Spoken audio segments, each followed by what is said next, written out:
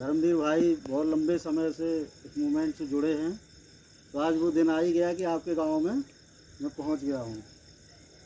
बैठ जाओ धर्मवीर भाई, बैठ जाओ।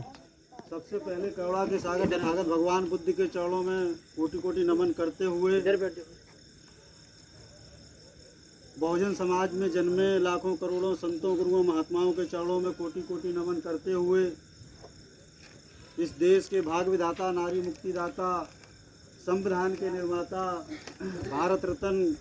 बोधिसत्व बाबा साहब डॉक्टर भीमराव अम्बेडकर जी के चरणों में कोटि कोटि नमन करते हुए, इस देश के अंदर बहुजन समाज में राजनीतिक जन चेतना पैदा करने वाले मानवर कांसीराम साहब के चरणों में कोटि कोटि नमन करते हुए, आज पूरे देश के अंदर, पूरे विश्व में एक नीली क्रांति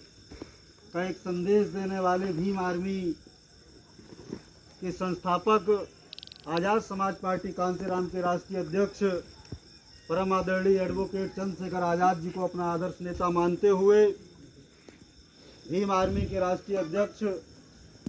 परम आदरणीय माननीय विनय रतन जी को अपना आदर्श नेता मानते हुए,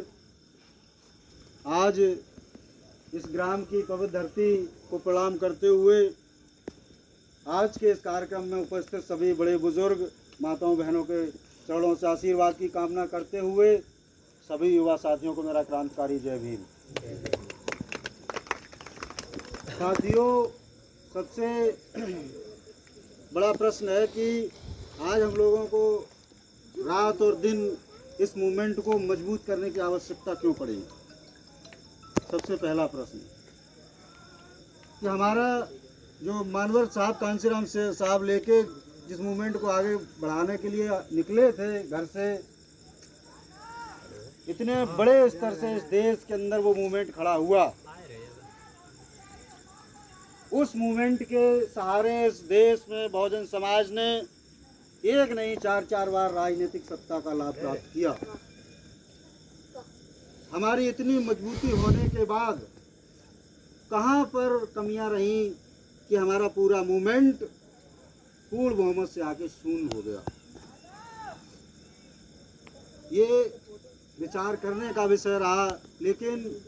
कुछ लोगों की कमियों के कारण, कुछ लोगों की गलतियों के कारण उस मूवमेंट का खामियाजा समाज को भुगतना पड़ा। क्योंकि कांसीराम साहब कहा करते थे कि जिस समाज की राजनीतिक हिस्सेदारी नहीं होती है, उस समाज के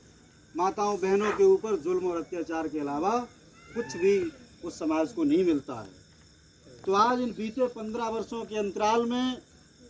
जो बहुजन समाज पे जुल्म और अत्याचार बढ़ा, वो बहुजन मूवमेंट के कमजोर होने की वजह से।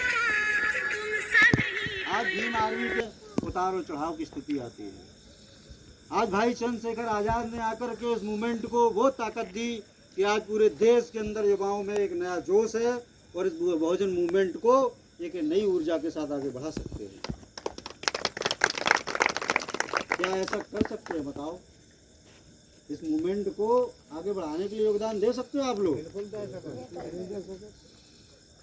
तो हमें इस राजनीतिक गैप को खत्म करने के लिए, क्योंकि जिनसे उम्मीद थी उनसे तो उम्मीद अब करना व्यर्थ है, क्योंकि भाई चंद्रशेखर आज़ाद